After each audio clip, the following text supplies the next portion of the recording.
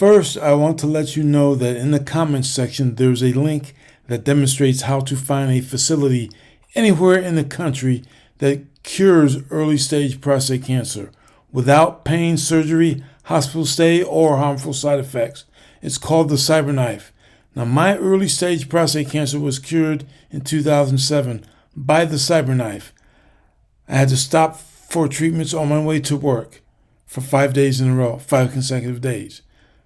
Okay, now, the first part of this presentation, you will see video about thousands of men that shaped the American West back in the 1800s, but were erased from history. Those people are the Black Cowboys. The second part will focus on the life of Nat Love, possibly the most well-known Black Cowboy.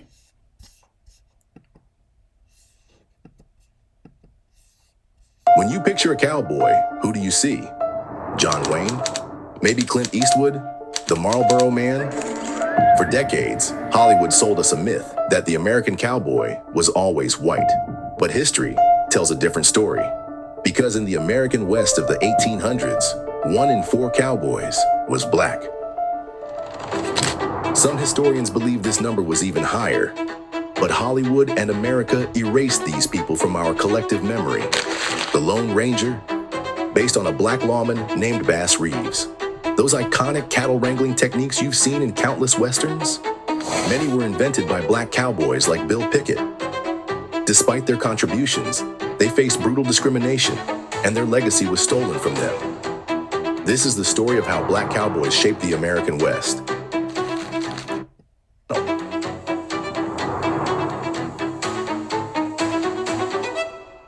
The story of black cowboys didn't start in Texas. It didn't start with the gold rush, and it definitely didn't start in Hollywood. It started in Senegal, West Africa. In the early colonial period, slave traders made a discovery that would shape American ranching forever. Some of the most skilled cattle herders in the world were in Senegal. So they did what colonizers always did. These enslaved African cattlemen were brought specifically to South Carolina, chosen for their expertise in handling livestock. Their skills weren't just useful, they were invaluable. But the real story of black cowboys exploded in Texas. By the 1820s, white Americans were pouring into Texas, which was then part of Mexico. They were drawn by cheap land and sometimes running from debt. But here's what they didn't teach you in history class. These settlers had no intention of following Mexican law. You see, Mexico had abolished the practice of owning people as property entirely by then. It was illegal in all Mexican territory, but these American settlers didn't care. They brought their enslaved with them anyway, a lot of them. By 1825, enslaved people made up 25% of Texas settlers. By 1860, after Texas had broken away from Mexico and joined the United States as a slave state, that number had grown to 30%. With 180,000 enslaved individuals recorded in the census. On these vast Texas ranches, enslaved black men weren't just working the fields. They were moving massive herds alongside Mexican vaqueros and developing skills that would define American ranching. But here's where it gets interesting. See, back then, if you saw a white man on horseback handling cattle, he wasn't called a cowboy. He was a cowhand or a ranch hand. The term cowboy was reserved specifically for black ranchers, enslaved men forced to work the cattle. It was deliberate and degrading. The word boy was weaponized in that context. Think about that for a second. The very term cowboy, now a symbol of American independence and rugged individualism, began as a discriminatory insult, a way to remind enslaved black cattlemen of their place in the hierarchy. But the irony here is that these same men would go on to revolutionize ranching in ways their oppressors never could have imagined. But everything was about to change. The Civil War was coming. When the guns fell silent and the war was over, Texas ranchers faced a crisis they never saw coming. Their enslaved workforce was now free. Those skilled black cattlemen who knew every aspect of ranch work, from breaking horses to managing herds, were suddenly free to choose their own path. And the timing of it all couldn't have been worse for the ranchers. In Texas, cattle were practically worthless. A steer would sell for just $4. But up in Kansas, that same steer could fetch $40. We're talking about a 900% profit on each animal. There was a fortune to be made if you could get your cattle to the northern markets. But there was just one problem. Moving cattle across vast, dangerous territories required serious skill. You needed cowboys who could handle wild herds, navigate treacherous terrain, and protect the cattle from rustlers and bandits. Can you guess who had those skills? The very men they'd enslaved were now the key to their survival. As one rancher put it, it's hard to be prejudiced when you're hungry, and these ranchers were starving for skilled labor. For black cowboys, this meant leverage. They could demand and receive the same pay as white cowboys. On the trail, they shared the same blankets, ate the same food, and faced the same dangers. These people were legends. Take Bill Pickett. This man revolutionized rodeo forever by inventing bulldogging, a technique so effective it's still used today. Picture this. Pickett would leap from his horse onto a steer, grab its horns, and twist its head up, bringing the animal to the ground. The crowd would go wild. Then there was Nat Love, known as Deadwood Dick. In 1876, he entered a roping competition in Deadwood, Dakota Territory. 6 cowboys competed. Love's words tell the story best. I roped, threw, tied, bridled, saddled, and mounted my Mustang in exactly 9 minutes from the crack of the gun. My record has never been beaten. But perhaps the most legendary of all was Bass Reeves. Ever heard of the Lone Ranger? That character was quite possibly based on Reeves, a man who captured over 3,000 outlaws in his career. The real Lone Ranger wasn't wearing a white mask. He was a black man serving justice to the frontier. And the skills weren't limited to men. Take Johanna July. Along the Rio Grande, she built a reputation for taming horses that no one else would dare approach. Her techniques were so effective that even the U.S. Army came calling when they needed their wildest horses broken. Then there was Henrietta Williams Foster, whose skills on horseback became legendary across the frontier. She didn't just work cattle, she mastered every aspect of ranch life, earning respect in a world dominated by men. And while some women worked the ranches, others carved their own unique paths. Mary Fields became known as Stagecoach Mary, a star route mail carrier who never missed a day of work and never failed to deliver her cargo, no matter the weather or terrain. She was the first black woman to carry mail on a star route, handling the toughest assignments with legendary reliability. But here's what made their achievement even more remarkable. Black women cowboys faced a double barrier. Not only did they have to prove themselves in a white-dominated industry, they had to prove themselves in a man's world too. Even when they mastered the skills, the deck was stacked against them. Black women were unlikely to inherit a homestead. White ranchers wouldn't work under a black woman's leadership. Their income often went to a common household rather than their own pockets. But still, they persisted. They rode, they worked. They were pioneers and innovators that shaped the American West while fighting a battle on 2 fronts, against the dangers of the frontier and against the prejudice of their time. But their greatest challenge was yet to come. You see, success came with a ceiling, one made of prejudice and enforced by Jim Crow. Out on the trail, black cowboys might share meals, blankets, and dangers with their white counterparts. But there was an unwritten rule. No black man would ever lead a trail outfit, no matter how skilled he was. Here's the bitter irony. Black cowboys often trained white men in the arts of cattle handling and horsemanship. These same white men would then become their bosses, taking credit for techniques and skills they'd learned from the very men they now commanded. But it didn't stop there. Black cowboys were routinely given the hardest jobs. They were the first. See, and in my opinion, it's a damn shame that the person with the better skills was not allowed to be in a position of in a supervisory position or leadership position, just because his skin was a different color. Now, he had the superior skills, but because his skin was a different color, these assholes wanted him not to be in a leadership position. Assigned to break wild horses. They were expected to test stream crossings, meaning they'd risk their lives to see if the water was safe. And after working the same long hours as everyone else, They'd be assigned extra duties like doing the crew's laundry or taking the night watch. And then there was town life. Picture this. You've just spent months on the trail facing every danger the frontier could throw at you. You've earned the same pay as every other cowboy, but then you ride into town. The restaurants won't serve you, at least not through the front door. Hotels, they're for whites only. You'll be sleeping under the stars with your saddle for a pillow, while the cowboys you train take warm beds. Here's where it gets strange. Gambling halls, those would welcome your money. Saloons would serve you, though often in segregated sections.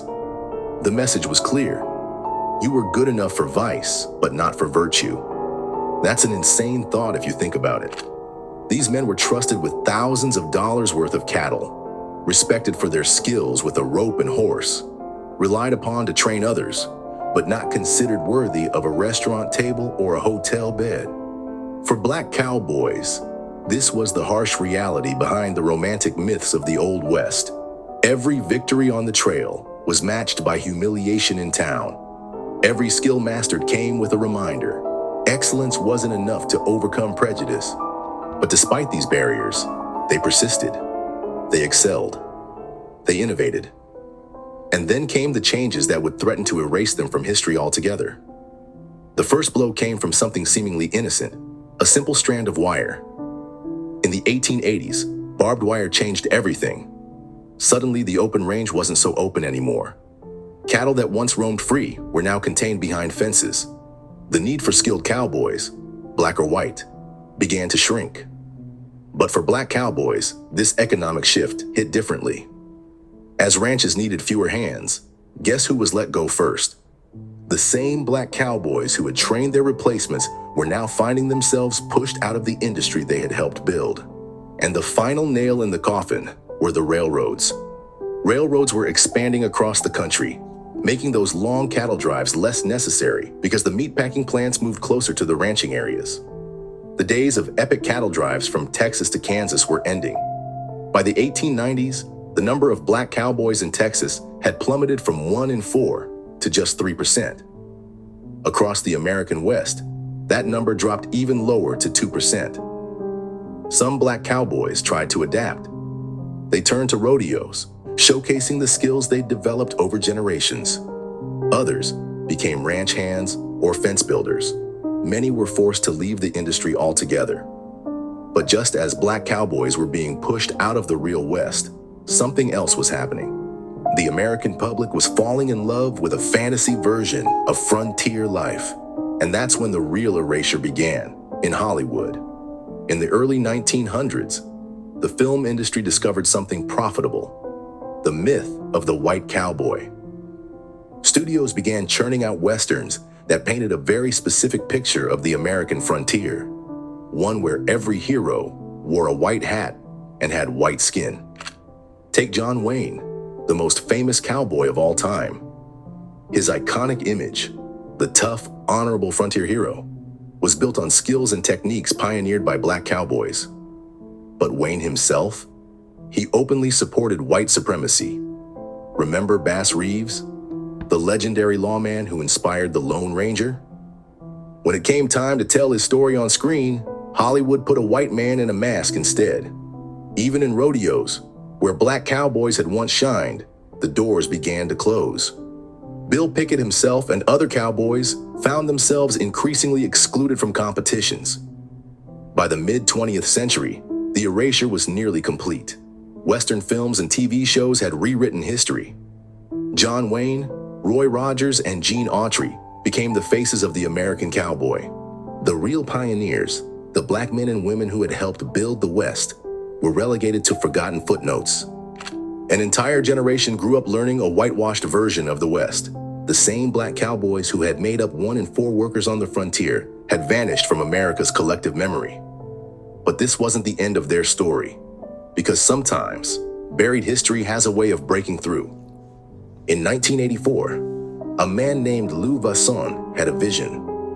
Inspired by the legacy of Bill Pickett, he founded something revolutionary: the Bill Pickett Invitational Rodeo, the only touring black rodeo in America. For over 35 years, this rodeo has been more than just a competition. it's been a statement. But the revival wasn't just happening in rodeo arenas.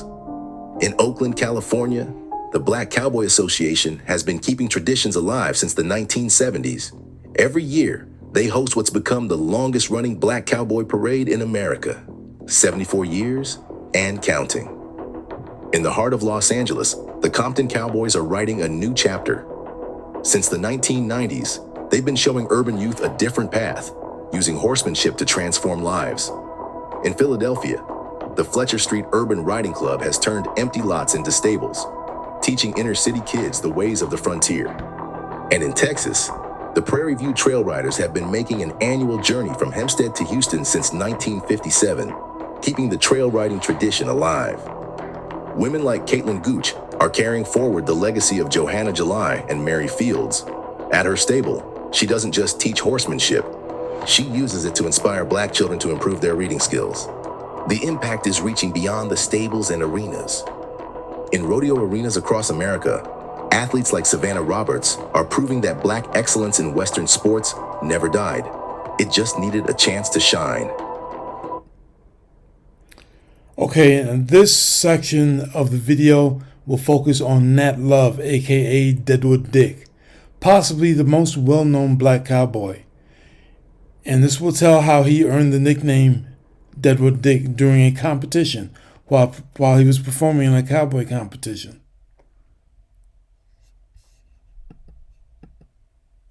Nat Love, a once enslaved individual who transformed into an Old West cowboy, led a vibrant life during a crucial period in American history. However, it was his gift for narrative that truly distinguished him as one of the most unforgettable cowboys of the Old West.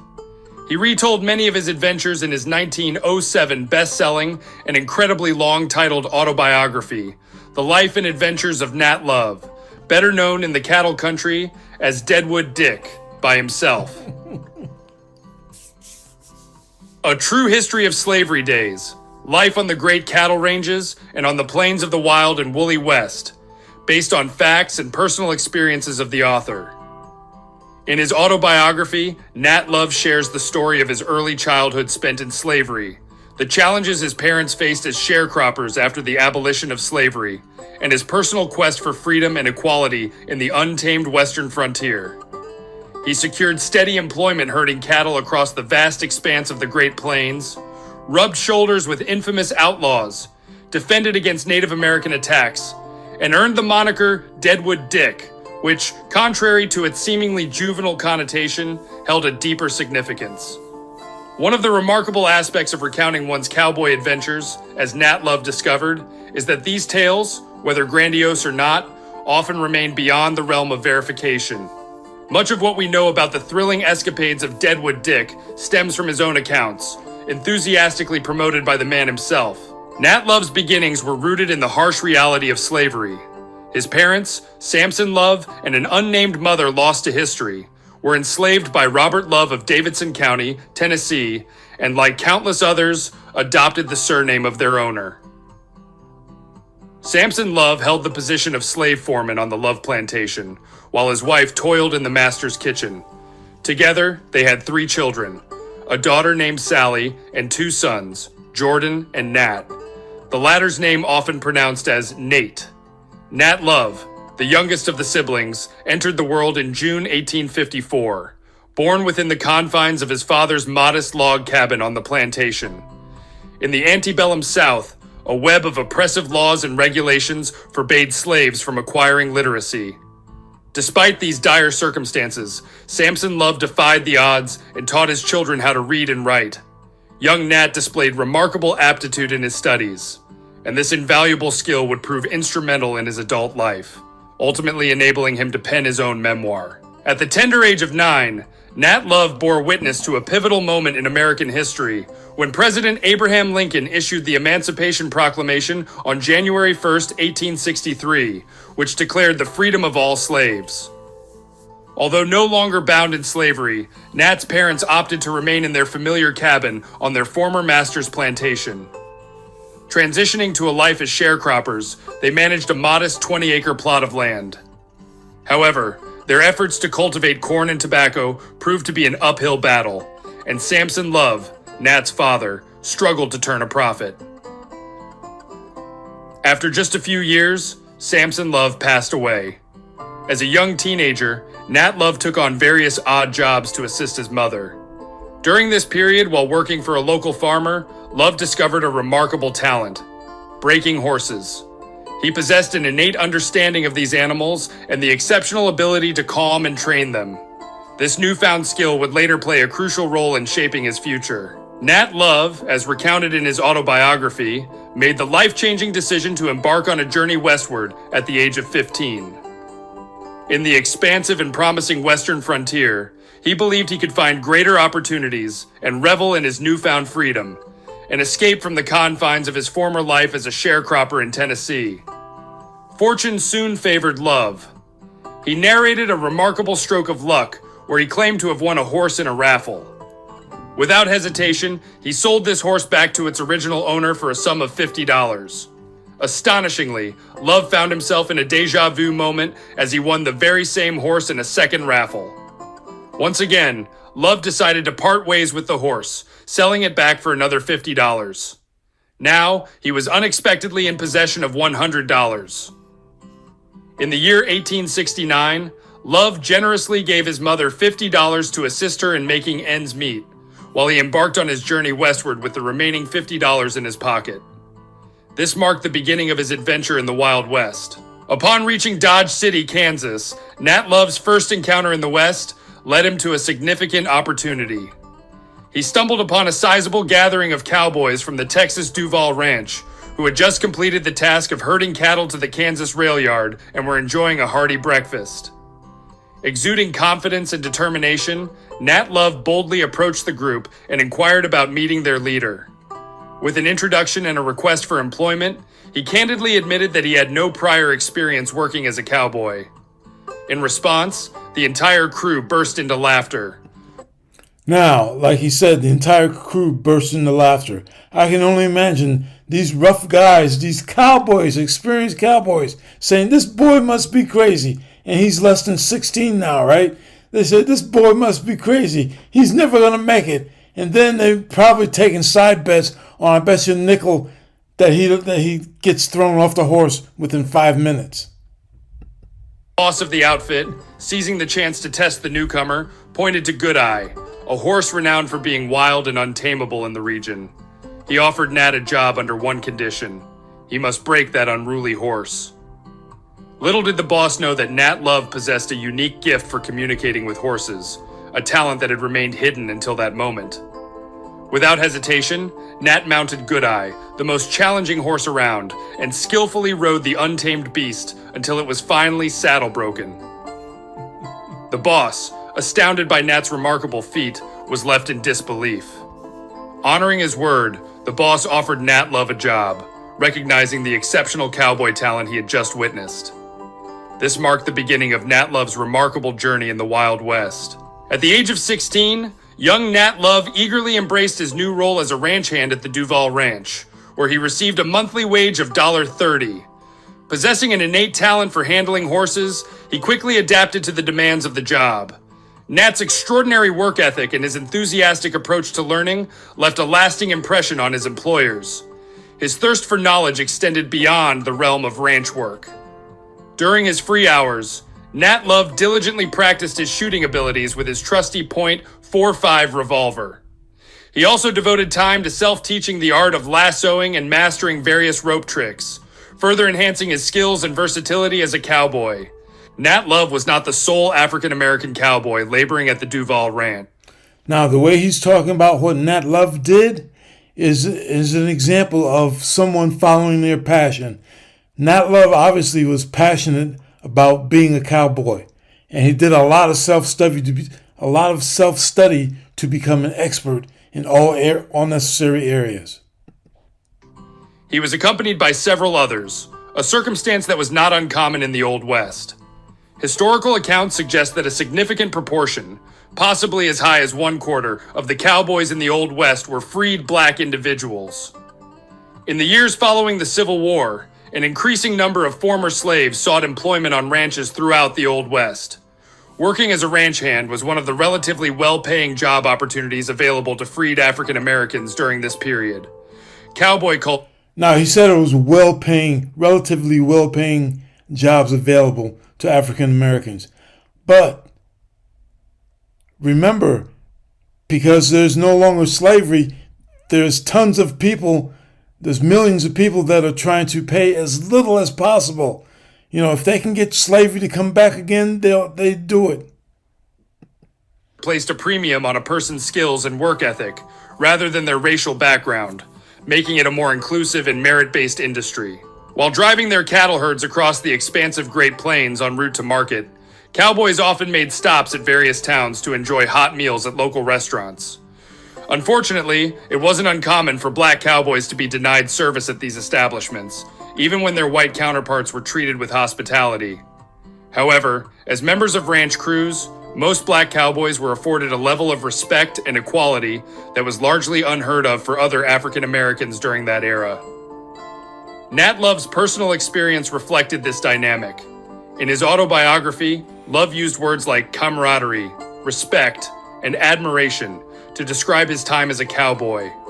He quickly demonstrated his value to the team, and as a trusted member of the crew, Love rose to become one of the premier cowboys at the Duval Ranch.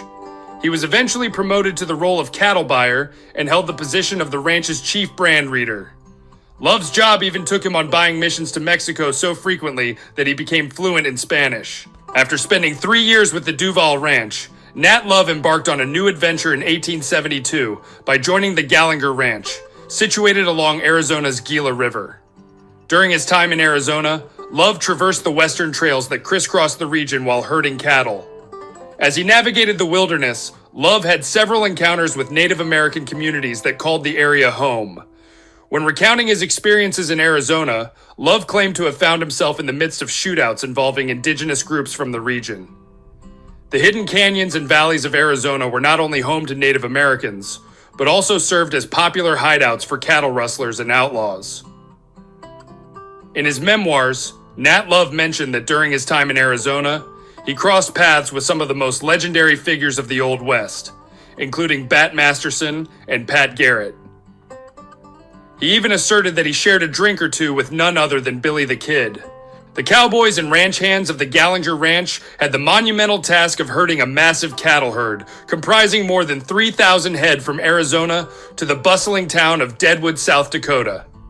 They set out on their journey from Arizona in the spring of 1876 and reached Deadwood on July 3rd, just in time to partake in the town's spirited Independence Day celebrations. On the following day, Nat Love and a group of his fellow cowboys from the Gallinger Ranch decided to enter Deadwood's thrilling Cowboy Contest.